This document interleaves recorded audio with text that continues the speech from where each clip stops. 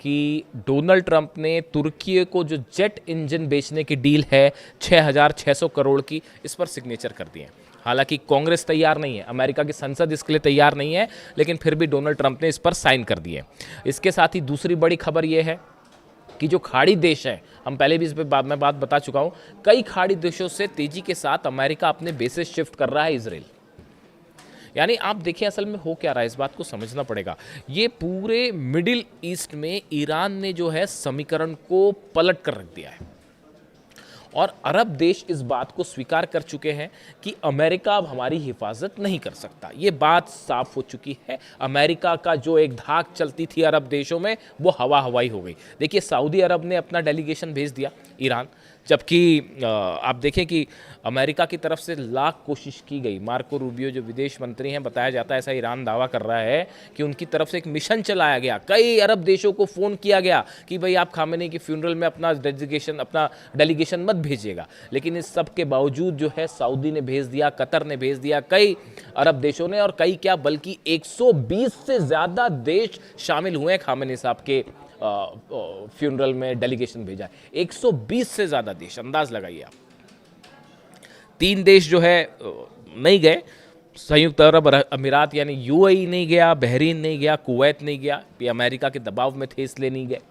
और देखिए भाई कई सारे देश ऐसे थे जिनको इनविटेशन नहीं था, लेकिन उसके बाद भी उन्होंने अपना डेलीगेशन भेजा। लेकिन ये तीन देश नहीं गए, यूएई नहीं गया, बहरीन नहीं गया, कुवैत नहीं गया। ये बता रहा है कि ये तीनों देश जो है वो अमेरिका के प्रभाव में है, और यही वो वजह थी जिसके कारण ये तीनों देशों पर सबसे ज़्यादा हमले हुए इस 40 दिन की जंग के दौरान। क्योंकि यहाँ पर डील से अमेरिका के साथ, फाइटर जेट्स ने यहाँ से टेक ऑफ किया, अमेरिकी हथियार यहाँ पे उतर रहे थे, अमेरिकी फाइटर जेट्स यहाँ पर उतर रहे थे।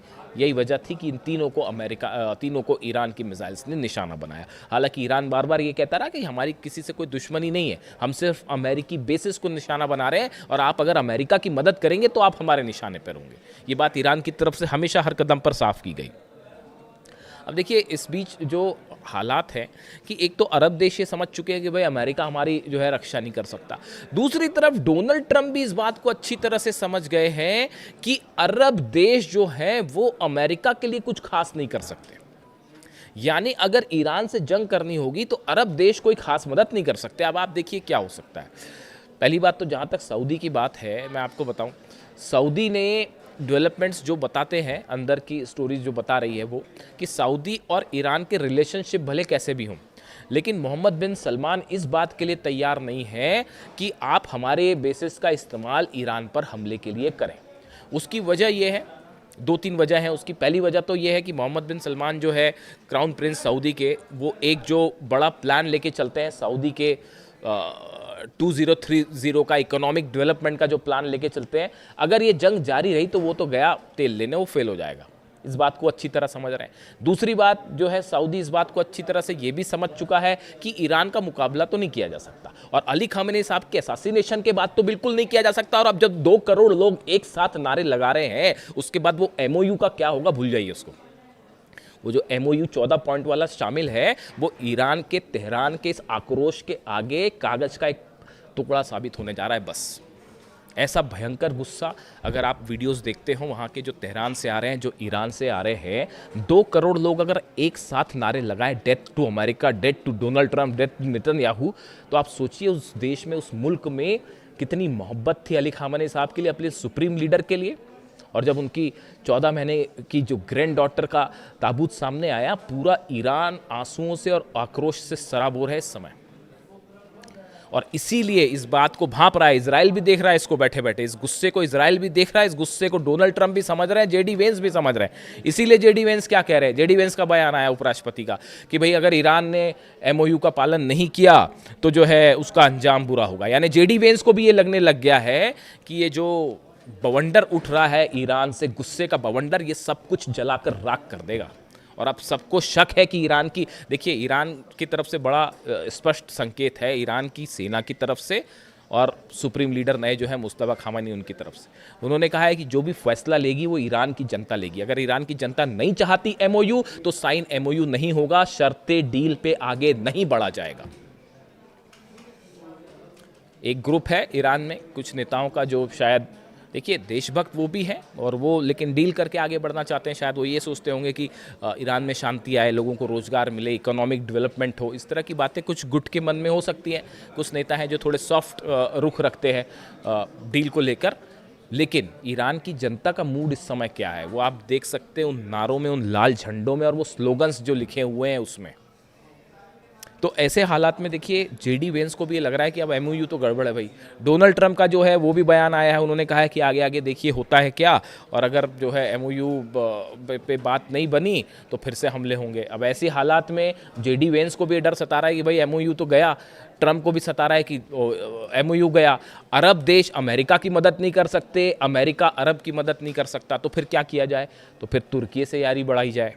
समझ रहे हो आप इस बात को? ये जो 6,600 करोड़ की जो जेट इंजन की डील है, ये इसीलिए है कि शायद तुर्की को अपने फेवर में किया जाए, अपने बेसिस इजराइल शिफ्ट कर लिए जाए, ताकि अगली बार जब मिसाइल गिरे तो भाई इजराइल में जो है वो सब जगह डिफेंस सिस्टम ना लगाना पड़ेगा। नहीं तो जॉर्डन में भी लगाना पड़ रहा है, कुवैत में भी लगाना पड़ रहा है, बहरीन में भी लगाना पड़ रहा है, सऊदी में भी लगाना पड़ रहा है, यूएई में भी लगाना पड़ रहा है, और उसके बाद भी कुछ नहीं हो पा रहा। पेट्रियट भी धरा का धरा, थाट भी धड़ा का धरा, और जब गिरी कुर्रम शहर और फतेह तो कोई कुछ नहीं कर पाया।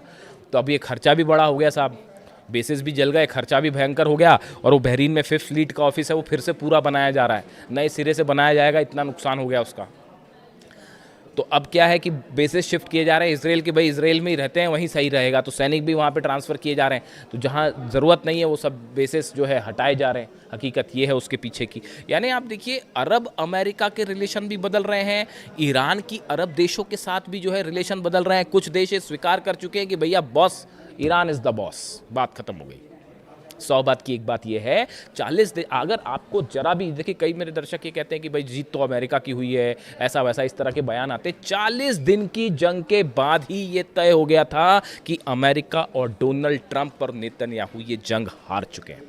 दुनिया की सबसे बड़ी एयरफोर्स कहते हैं, दुनिया के सबसे बड़े जो है टॉम हॉक मिसाइल्स, और पता नहीं कौन कौन से मिसाइल्स हैं, कौन कौन से जहाज़ हैं, जिसमें लॉन्ड्री में आग लग गई थी, कौन सा था वो तो मैं नाम भी भूल गया। तो वो जो है वो एयरक्राफ्ट कैरियर, जिसमें क्या था उसका नाम, जो भी होगा, तो वो आग लग गई थी उसमें, तो वो भाग पड़ा वापस। तो ये तो हाल है, एयरक्राफ्ट कैरियर तो बच नहीं पा रहा है, कह रहे दुनिया का सबसे बड़ा जहाज़ वो तो बच नहीं पाया, आग लगी निकल लिया वो।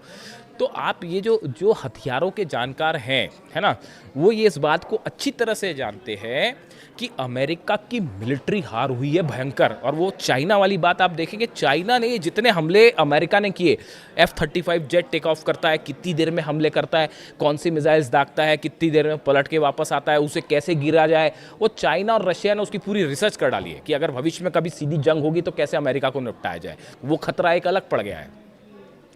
तो देखिए इसमें जो है हर लेवल पर बड़ी हार हुई है अमेरिका की, और इसीलिए वो नए F-35 जेट्स बनाने के ऑर्डर दे दिए गए हैं। F-16 और F-35 की नए बनाओ भैया, बहुत गिर गए। अब ऐसे में जो है वो तुर्की पहुंचे हैं डोनाल्ड ट्रंप, और अब नेटो, अब देखिए नेटो के साथ भी जो बात है उसमें मुख्य मुद्दा क्या है? उसमें मुख्य मुद्दा ये है, मैट वाइट टेकर जो है, ये यूएस एम्बेसडर टू नेटो है, मतलब अमेरिका के एम्बेसडर हैं नेटो में, इनकी तरफ से बड़ा इंटरेस्टिंग बयान है। He said that the summit will measure the progress of NATO allies commitment to spend 5% of their GDP on defence. America के एम्बेसडर जो नाटो में हैं, वाइट टेकर, वो ये कह रहे हैं, मैट वाइट टेकर, कि इस समिट में हम इस बात को देखेंगे कि नेटो के जितने सदस्य हैं वो अपनी जीडीपी का 5% डिफेंस में खर्च करते हैं कि नहीं, और जो देश नहीं करते हैं उन पर दबाव डाला जाएगा कि भैया खर्च करो। यानी हकीकत ये है, ये वॉर, कई देश ऐसे हैं जो कभी नहीं चाहते कि जंग का अंत हो। अगर जंग का अंत हो जाएगा तो हथियार बिकने बंद हो जाएंगे, हथियार बिकने बंद हो जाएंगे, कई देशों की इकॉनमी चलनी बंद हो जाएगी। इतनी बात तो आप समझते हैं, दुनिया भर के एक्सपर्ट ये राय रखते हैं। तो कई देश ये चाहते हैं कि वॉर ख़त्म ही ना हो, वो हमेशा चलता रहे, कम ज़्यादा अपनी ज़रूरत के मुताबिक होता रहे। शेयर मार्केट ऊपर नीचे आप करते रहिए, जब ज़रूरत पड़ी तो मिसाइल दाग दी, जब ज़रूरत पड़ी तो डील कर ली। ये खेल चल रहा है। इसीलिए अली खामेनी साहब कहते थे बात ही मत करो साहब इनसे। आज आप देख लो, अली खामेनी साहब मुझसे कल एक दर्शक ने पूछा, एक कमेंट आया कि मैं पिछले 1.5 साल से आपकी वीडियोस देख रहा हूँ, आप अली खामेनी साहब का इतना रिस्पेक्ट क्यों करते हो, उनसे इतनी मोहब्बत क्यों करते हो? तो इसका सही जवाब भाई मुझे भी नहीं पता।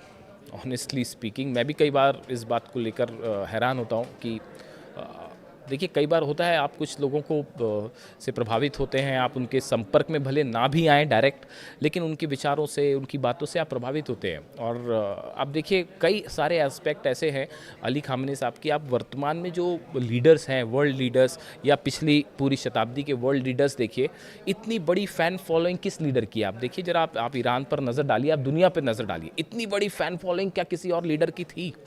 छोटे बच्चों के साथ उनकी मुलाकात करना, वो एक एक दृश्य ऐसा है जो अपने आप में ह्यूमैनिटी की एक मिसाल है। अपने दूसरे देश पर हमले हो रहे हैं, कौन ऐसा नेता है जो गज़ा को बचाने के लिए जंग कर ले या लेबनान को बचाने के लिए जंग करे? आज कोई ऐसा देश है जो दूसरे को बचाने के लिए जंग करेगा?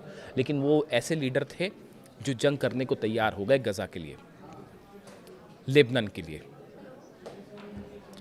हमेशा वो इस बात को कहते रहे कि हमारे, चाहे सुन्नी हो चाहे अरब देश हो, कोई हमारा दुश्मन नहीं है, हम सबके साथ अच्छे रिलेशन चाहते हैं। हमारे सबसे बड़ा जो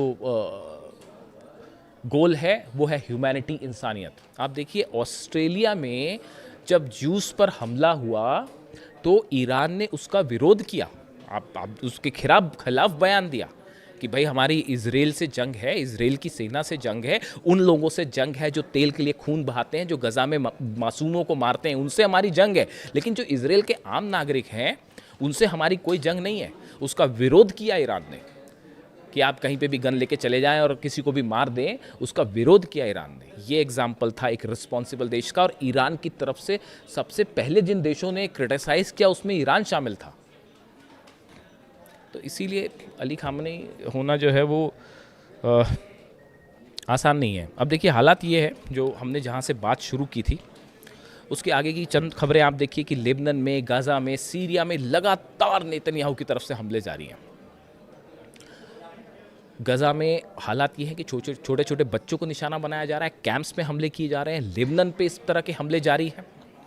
और एक बड़ी ही इंटरेस्टिंग रिपोर्ट आई है। रिपोर्ट ये आई है कि नेतन्याहू टारगेट पर हैं और नेतन्याहू के खिलाफ खुद ही जो है विद्रोह वाली स्थिति है इजराइल में। और एक रिपोर्ट आई है, शायद ये एक प्रकार का ड्रामा भी हो सकता है, पब्लिसिटी स्टंट भी हो सकता है। जिस तरह कुछ लोग कहते हैं कि डोनाल्ड ट्रंप पर जो हमला हुआ था वो पब्लिसिटी स्टंट था, तो हो सकता है नेतन्याहू पे भी पब्लिसिटी स्टंट के लिए कुछ हमला हो जाए। ये भी उसका एक एस्पेक्ट हो सकता है। खैर फिलहाल नज़र रहेगी नेटो समिट में डोनाल्ड ट्रंप वहाँ पर क्या कहते हैं, तुर्की में क्या डील होती है, और साथ ही क्या कोई बड़ी डिफेंस डील होने वाली है तुर्की और ट्रंप के बीच में, और साथ ही यूक्रेन वॉर को लेकर जेलेंस्की से मुलाकात में क्या होता है, इसकी भी नज़र रहेगी। वो रूस में ऑयल के ठिकाने जो जल रहे हैं उसका नतीजा पूरे मिडिल ईस्ट में देखने को मिलेगा। जो भी अपडेट होगा आप तक पहुंचाएंगे। Thank you so much.